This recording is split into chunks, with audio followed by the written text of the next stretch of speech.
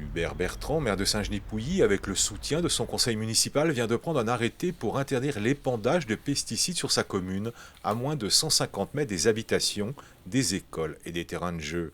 Cette interdiction intervient alors que plusieurs maires ont ou vont annoncer leur intention de prendre des mesures anti-pesticides basées sur le principe de précaution. Les élus locaux, les maires en particulier, ils sont, comme on dit, à portée de baffe, mais aussi à portée de discussion avec les habitants. Et ce n'est pas un principe de précaution qui a été pris, c'est un principe de préservation. Et ce n'est pas du tout la même chose. Nous savons que s'étalent des produits dangereux. Et nous souhaitons qu'il n'y ait plus ces produits dangereux, comme ça, au risque de nos habitants. Donc, eh bien, nous prenons des arrêtés. Le fait de prendre cet arrêté, c'est un acte citoyen, tout simplement.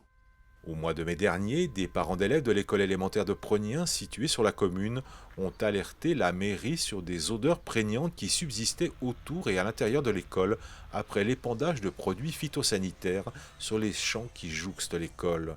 Une alerte et une médiation entre agriculteurs et voisinage n'a pas abouti. Je ne me suis pas posé une question de spécificité en la matière.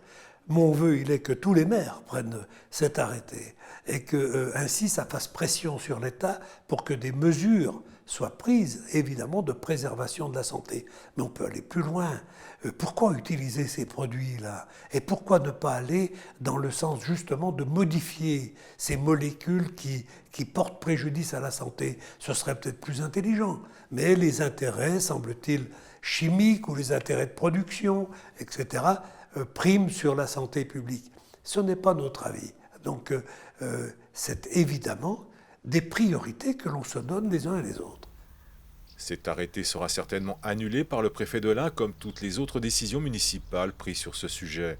À Saint-Genis-Pouilly, le maire semble désormais prêt à affronter le tribunal administratif pour démontrer le bien fondé de ses arguments, tout en restant ouvert à une éventuelle réunion de concertation entre toutes les parties prenantes au dossier.